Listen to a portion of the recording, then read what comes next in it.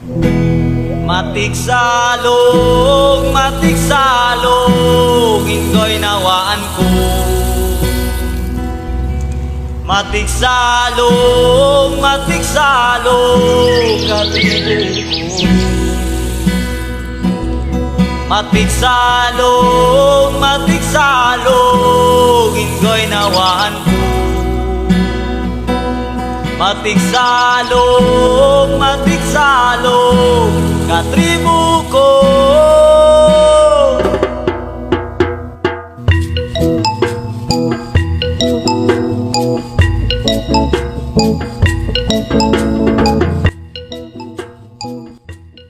The Bukidnon, which they called the heart of Mindanao, was once part of the province in Misamis. The province was long been inhabited by the Bukidnons. The Bukidnons or indigenous people they are started to settled in the Visayas island before they came here in Mindanao province. Even before the colonization of the Misamis Oriental by Spaniards. Bukidnon province is home to 7 hill tribes: Talanding, Higaonon, Bukidnon, Umayaman, Matigsalug, Manobo, and Tigwahanan. The tribes who originally lived in the lowlands were driven into the mountains. So let's talk about one of the 7 tribe in Bukidnon. Matigsalug tribe has their own traditions and rituals. They used to do and pass by generation to generation.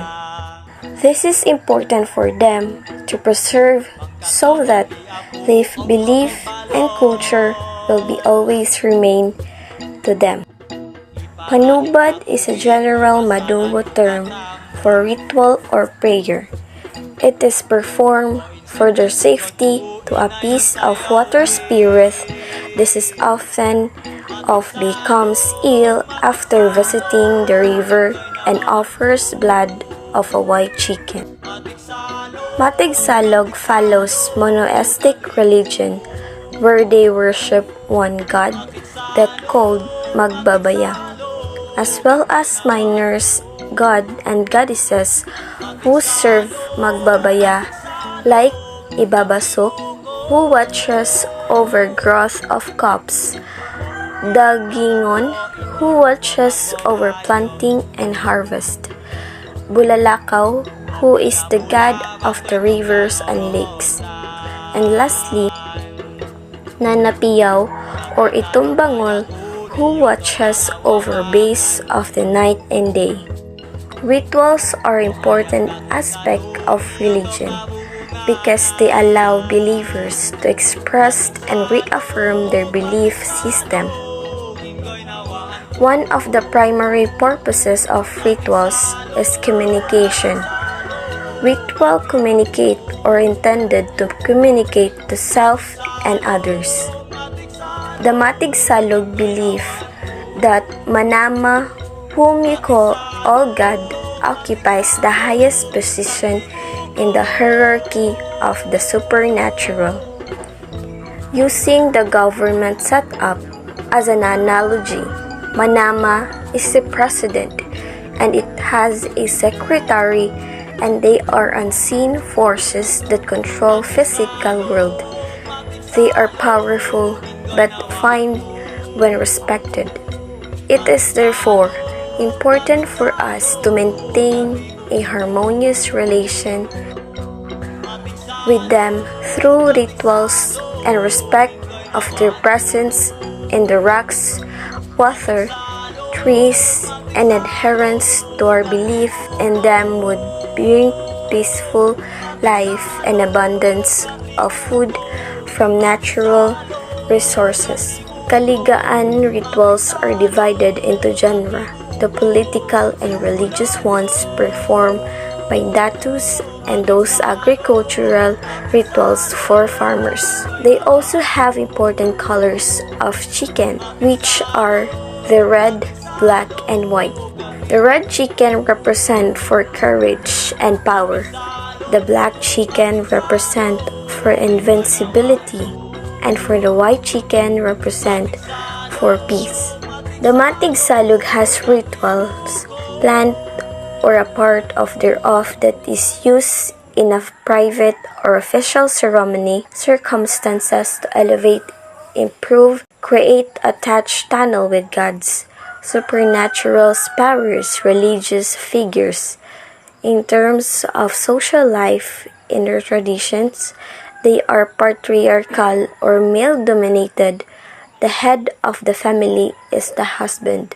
Polygamy, or having more than one wife at a time, is common and is allowed according to a man's wealth. However, among the Bukidnon, most marriages are monogamous, or involving marriage to one person at a time. Marriage is almost always through parental arrangements. Ang kaulwanon, bride price is to be paid by groom bride's family. Life is preoccupied with appeasing the spirits by offering, sacrificing eggs, rice, corn, coins, bracelets, anklets, and betel nuts are placed on the altar, and the datu, while calling the spirits, slits the throat of a chicken and offers the blood. When the Kaamulan festival celebrated, it is the only authentic festival in the Philippines.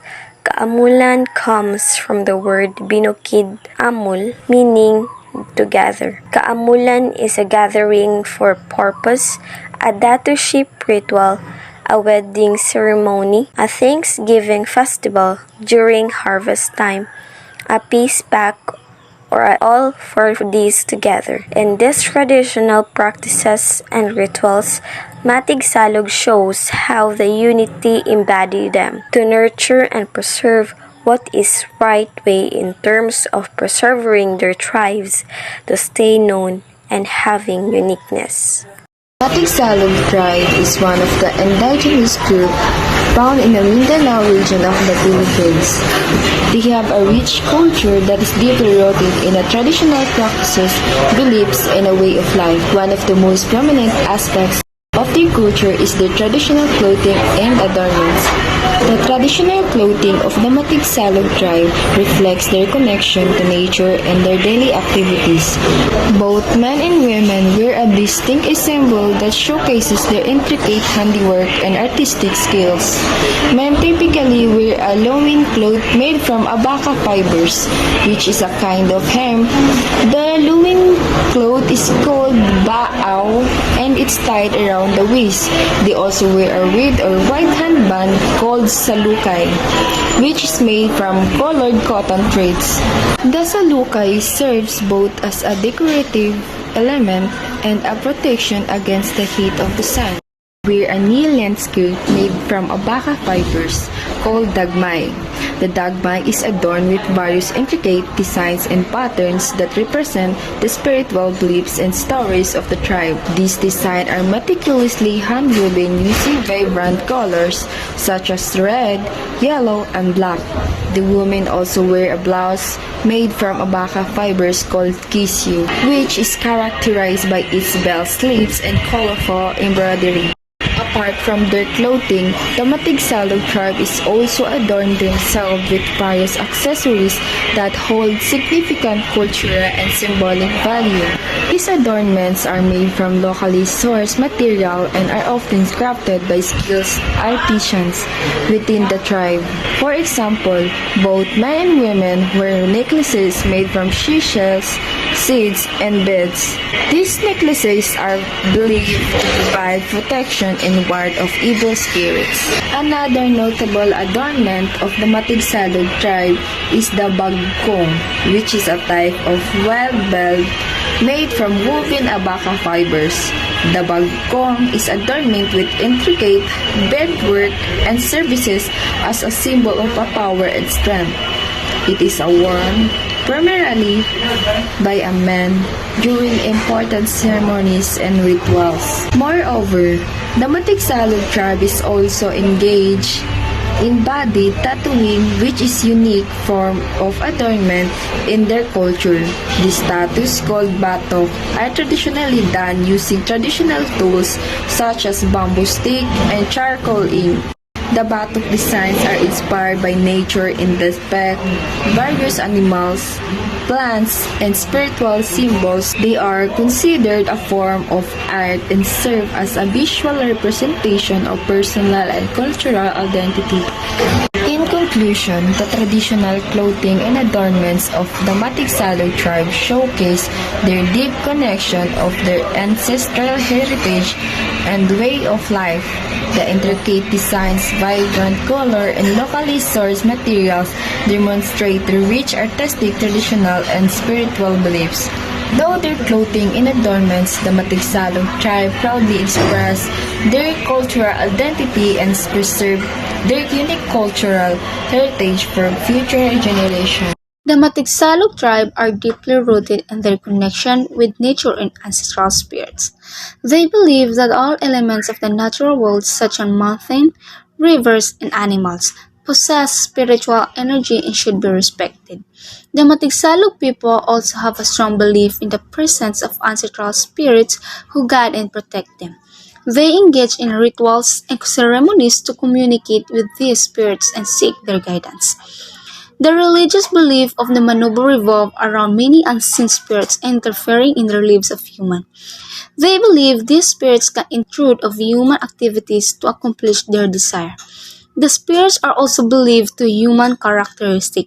They are both good and evil in nature, can be evoked to both anger and pleasure. Manobo groups have been separated. The religious belief of other peoples have influenced them somewhat. However, the Manobo have often incorporated these new practices into their belief system, rather than abandoning their practices and being converted to new religions. The Matigsalug tribe has unique creation myths that explain the origin of the world and their people. These myths often involve supernatural beings and spirits who shape the natural elements and brought life to the Matigsalug people. Matigsalog is known as the Highland Paradise. It is the area's primary wellspring of agriculture items, specifically, particularly rice, corn, espresso, pineapple, and sugar. Therefore, Bukidnon is known as the areas of food basket. Its panoramic landscape for moving field labels in addition its cool atmosphere make it a perfect place for a local people and tourists alike. The continental people called Matigsalug tribe are famous in terms of weaving, bed making, and patchwork. The Matigsalug before and now live along the side of river Salug that runs from Aklan, Cotabato to Bukidnon and Davao Mountain area. The tribe was once part of the big Mubu Manobo tribe of Davao Bukidnon. It got its name only during the 1970s when began to call themselves as river people. Today, the tribe is very proud to use its indigenous knowledge system in their everyday activities. They have strong sense of oneness as preserving their culture despite the influx of modern technology and knowledge. One of the most serious problems confronting the Matigsalug community in Marilog district today, aside from extreme poverty in the onslaught of deathful diseases like dengue and malaria, in the first conference, Health Secretary Enrique Una said 183 of the 645 suspected cases have tested positive for malaria in village Gamitan in the area. One has died from the mosquito-borne infectious disease, he said. Since then, anti-malaria drug and medicine have been sent to the area such as box of Quardem and quinine ampules. Security ONU argued the public to employ mosquito repellent product as well as invest the mosquito net in order to avoid the disease. Marilog district is about 60 km from Davao City and essentially filled with forest trees, which are common breeding ground from malaria-carrying mosquitoes. Malaria is spread by the Amiphilis mosquitoes. Unlike dengue, malaria is not predominantly found in urban areas. Malaria and dengue are as usually not found in the same location. Both also share some similarities and symptoms such as fever, joint pain, occasional nausea, and couple of others, but the characteristic syndrome of each disease represent the biggest difference. With its classic rash, the syndromes of dengue fever do not resemble malaria in the slightest. Instead of a rash, malaria is most commonly recognized by its circles of suddenly chills, shaking, and fever. Mayor Duterte is her state by the city address 2010 declared that the city government has significantly controlled the number of dengue cases with heightened awareness of the people and involvement of the village officials to institute misstart to combat dengue. She said that the village shall always endeavor to continually conduct the daily 4 p.m. clean-up drive with the emphasis that it must be developed into a habit. Malaria incidence is brought under control by the tropical diseases team and other border operations in village Malamba, Salapawan, Gumitan, and Tapak. Despite the massive campaign of the Davao City government and the Department of Health, the people to adopt the safe strategies and schemes of fighting those mosquitoes-borne disease, the matigsalug still practice their traditional ways of mitigating the deathful effect of the disease. The matigsalug widely use their indigenous medical plants or herbal plants in the area. It is best if there's medical plants be researched further to check their medical properties, but to those that are already endorsed by the Department of Health like